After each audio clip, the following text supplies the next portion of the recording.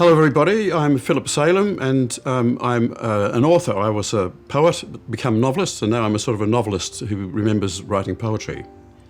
The most recent book is the fifth season, and the reason that it's called fifth season is because we all know, of course, there may well be four we're familiar with. But four seasons refers also to things like the four seasons of life, and we could call these things, childhood, youth, adulthood, old age. But they also, the quaternity of four, it shows up in all sorts of other ways. And so I've been playing around with the idea of there being stages of life. But this is a book that stays only within a few months. So the seasons aren't literally changing and the life stages aren't changing. But what is happening is that the circumstances are in abeyance. It's like a suspension between seasons. Alternatively, all the seasons playing in little ways all the time. And the main premise is that a man has gone to a coastal village, quite small town, probably to write something, but it's not very clear what he's writing. We never really find out. And that's one of the first stages of the missing. And he soon finds out that the woman whose cottage he is renting out for this duration has lost her sister. Her sister's gone missing some time ago, and she is still obsessed with trying to find her. Firstly, she did research. She tried to, find different people who might have seen her. She contacted friends, contacts, whatever. But then she got in touch with, or heard about, this group in Melbourne who actually look for and help the families who are looking for missing people. Now, the thing about this is that she is going out, Sarah is going out and painting portraits of her sister in public places, which is one of the things that the Advocacy Network does. But she is doing it in a rural setting, so it's a bit different from doing it in the city. And Jack, the writer, is intrigued by her, Sarah, and Sarah is a person who needs to cathartically tell her story, which is in fact the story of her missing sister, not herself. So she's talking all the time about Alice, the sister who is not there. And Jack is enthralled by this because he's interested in missing people too. Jack's interest is particularly in someone known as the Somerton Man. And Somerton Man was found dead on a beach in 1948 in Glenelg Beach, South Australia. And he's been unknown, unidentified, and therefore a mystery ever since. There are lots of theories, as there always will be, about what happened to him. And the idea of us projecting our stories onto people who have none is precisely what interests Jack, because he is a storyteller. It's suggested in the book he's been a folklorist at some point, listening to people's stories. And he writes about people's stories. So maybe he wants to write about the Somerton Man. That's the implication of what he's doing. He also wants to write about the Gippsland Man. And the Gippsland Man, I have to admit here, doesn't exist at all, let alone as just a body on the beach. But he theoretically, within the fiction of my book, within the seasons, he is one of the things that's turned up as a body. And the seasons of fiction are also, of course, part of what's going on in my writing. So the different kinds of realities, some things are literal, they're right in front of you. Some things were the case, so Alice is missing, the Somerton Man is found, but his past is missing. So Alice has no future, Somerton Man has no past. Jack is the person in the present thinking about the future because it would seem he's very ill.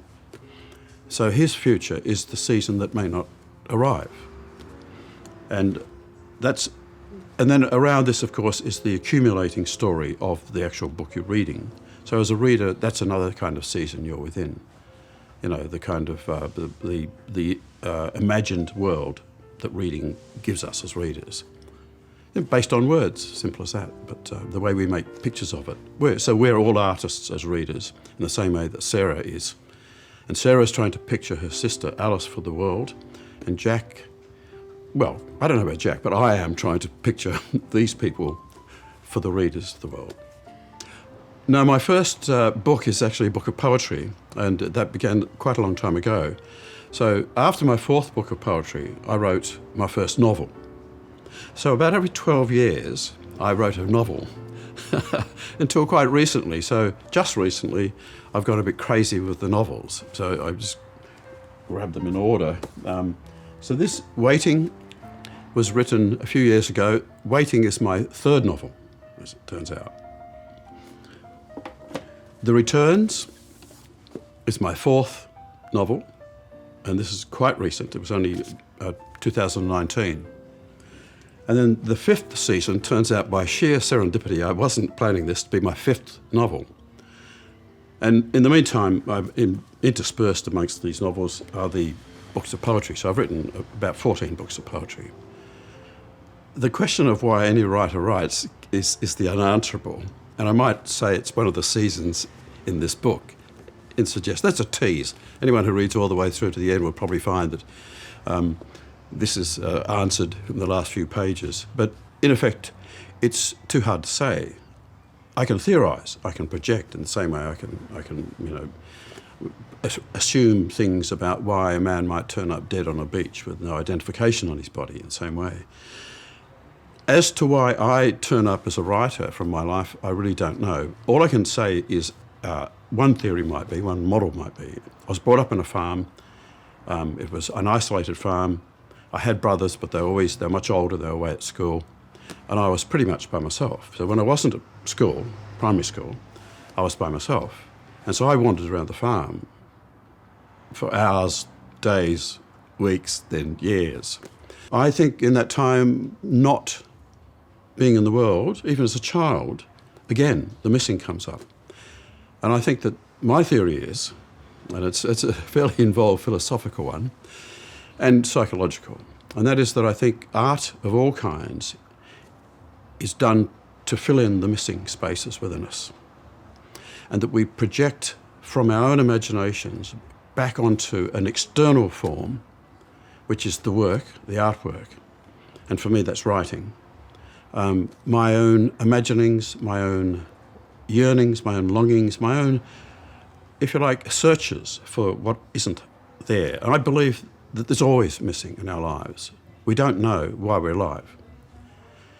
For those who want to really know and become religious, that's one answer. That's one search for the missing that is a find. They find, a religious answer. So there's a religious term called the negativa, which is, in fact, the presences that are absent, the things we feel to be present but are absent. And for a writer, that is perfect. So I've written about, in this book, absence and trying to make it present as a search. But I think that's also why I write. And I think, Jack, the main writer character, knows that because he talks about this to Sarah. And he says he writes because he's feeding the ghost. And the ghost is the kind of psychic self that he is feeding his work into. But ghosts don't have a body. Ghosts are ravenous, but they're never fed. And so you never finish. So you keep on feeding them. So it's a haunting of a different kind. And he refers to a theory called hauntology, which is, once again, a very similar thing, the sort of searching for that and being haunted by that which isn't there. I'm a full-time writer now in a way that I wasn't for a long time. So because I was writing poetry for so many years, I was not able to generate any kind of income. So I worked at universities teaching literature and writing. So with half-time work, I could put together an income enough and keep writing. And because I was writing poetry, that was easier than writing novels. I find novels, you really need to be there all the time. Even if you're not writing, you need to stay in touch. With poetry, you might have a burst. I tend to write in bursts as a poet. I could write half a book, sometimes a whole book, in a month or two. And then I spend the rest of the time revisiting those poems and rewriting them. So when I say writing them, I mean drafts, first drafts. For those who are romantic and think poems that come fast are the real thing, it's nonsense. It can be true, but generally speaking, it isn't. And sometimes it's more true for some poets than for others. But as a generality, working part-time and having time available suits a poet. Having as much time as possible suits a novelist. So I've now been working for the last, 12 years, I think, full-time on novels. And that's probably why I've written 3, published 3, in short time, and I've got another one nearly finished. I say nearly, another year of work on it, perhaps, but it's, 100,000 words written, and it's substantially there. Now, that comes from having time. Well, in terms of having time, a year like 2020 would seem to suit a writer very well. Now, in my case, nothing changed much in my life because I don't go out a great deal. I'm the house cook, so I didn't miss going out for meals because I spend quite a considerable amount of time every day, probably embarrassing amounts of time every day cooking the evening meal, and shopping for it. So just going to shops. And boozing, having a few bottles of wine. I said glass of wine. Well, bottles of wine, who cares? While I like having the full time to write, I actually enjoy distractions, and I need them. I'm a great procrastinator, and I believe completely, fulsomely, in the powers of procrastination. Really, if you think you should always be working, it might suit you, you might be wrong. So I like to get out and wander about and just sort of,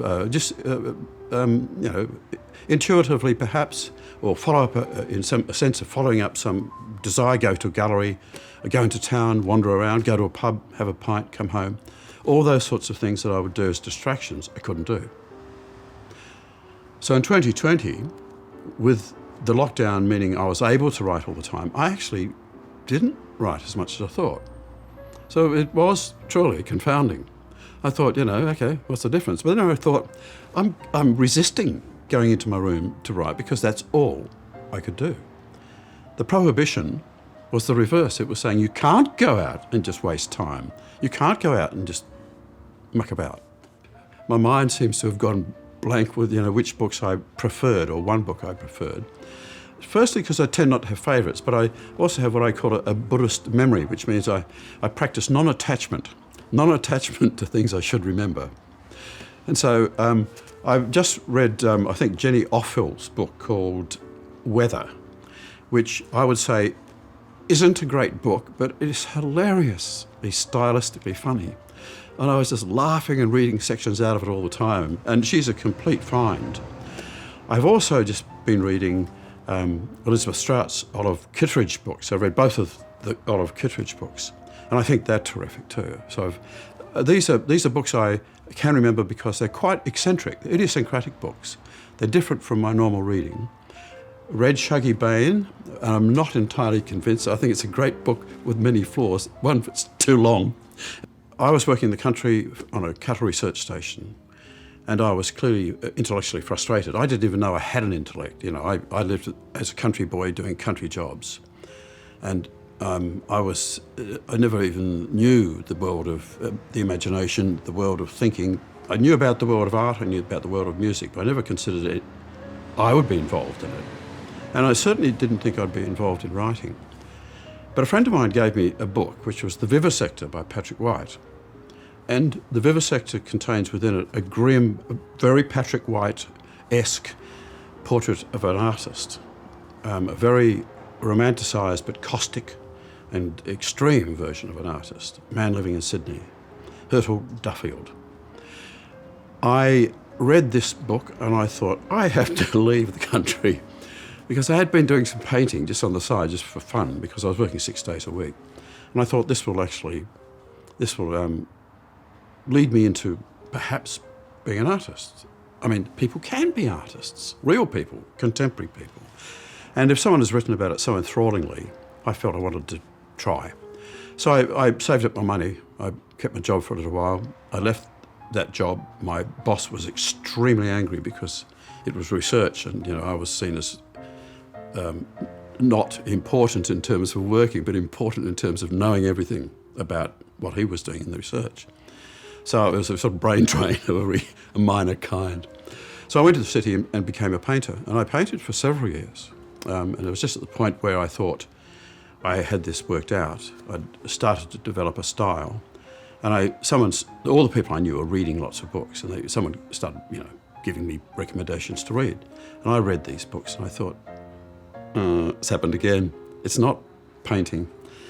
I can't do justice to my ideas and understandings and my mysterious desires, the ones I don't even know I have, but I can tell that they're there, the urges and the longings, those things I had mentioned earlier. I can't do that in paint. So I tried to write, and eventually I did. Well, my next novel is more of a fable, so it has the realism of my other recent novels, but it also has elements which are clearly fabulist, not quite true. It's not, I wouldn't call it magic realist, but it has elements of that within it. And so it has more characters and it has more oddity in it, I think. And I'm very happy with having got so far. The unhappiness that every author has is, will I bring it off? Will I actually get there? Get to the end where I say, it's done. And so my previous contract with Barry Scott at Transit Lounge was to say he had first option to read it when he published the 5th season. He put it in the contract, so it's going to be read, but I hope it's going to actually sort of pull together some of the if you like the imaginings and the stylistic extensions of my previous writing in fiction, particularly in fiction, but it may also hint at some of the things I was doing as a poet. So I'm looking forward to finishing it. Thank you.